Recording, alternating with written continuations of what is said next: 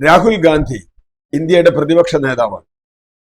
ജനാധിപത്യത്തിൽ പ്രതിപക്ഷത്തിന്റെ പങ്ക് ഒരുപക്ഷെ ഭരണപക്ഷം അംഗീകരിച്ചില്ലെങ്കിൽ താൻ പ്രതിപക്ഷ നേതാവാണ് എന്ന ഉത്തരവാദിത്വം അദ്ദേഹം നിറവേറ്റുന്നതായി പാർലമെന്റിൽ നമ്മൾ പലതവണ കണ്ടിട്ടുണ്ട്. മണിപ്പൂരിൽ പോയതും ആസാമിൽ പോയതും അതുപോലെ ഹത്രാസിൽ പോയതും ഒക്കെ നമ്മൾ കണ്ടതാണ്.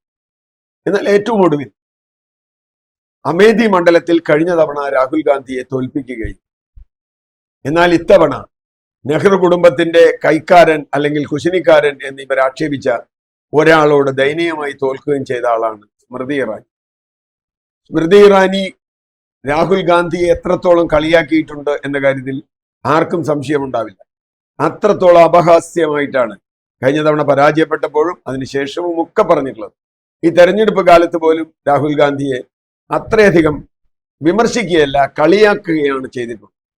പക്ഷേ ഇപ്പോൾ രാഹുൽ ഗാന്ധി എടുത്ത നിലപാട് നോക്കൂ.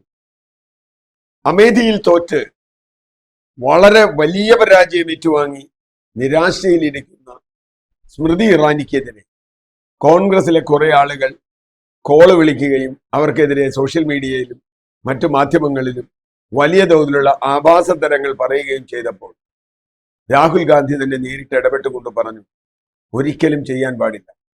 തെരഞ്ഞെടുപ്പിൽ തോൽക്കുന്നതും ജയിക്കുന്നതും ജീവിതത്തിന്റെ ഭാഗമാണ്. ജീവിതത്തിൽ തോൽക്കാം ജയിക്കാം. രാഹുൽ ഗാന്ധിയും ഇന്ദിരാഗാന്ധിയും വരെ ജയിക്കുകയും തോൽക്കുകയും ഒക്കെ ചെയ്തിട്ടുണ്ട്. അതുകൊണ്ട് തന്നെ ഒരാളെ അതിന്റെ പേരിൽ അപഹസിക്കുന്നത് ശരിയല്ല എന്നും അതോടൊപ്പം ഇത്തരത്തിൽ കോൺഗ്രസുകാർ ചെയ്യാൻ പാടില്ല എന്നും കർശനമായ നിർദ്ദേശമാണ് രാഹുൽ ഗാന്ധി കൊടുത്തിട്ടുള്ളത്. ഇത് ജനാധിപത്യത്തിന്റെ മുഖമാണ്.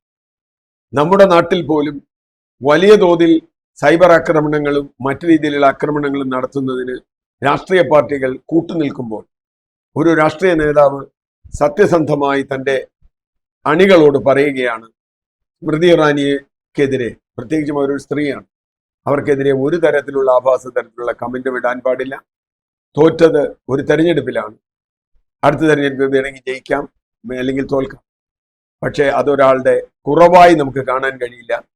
അതുകൊണ്ട് തന്നെ രാഹുൽ ഗാന്ധി ജനാധിപത്യത്തിന്റെ മാതൃക ഉയർത്തിപ്പിടിക്കുകയാണ് ചെയ്തിട്ടുള്ളത്.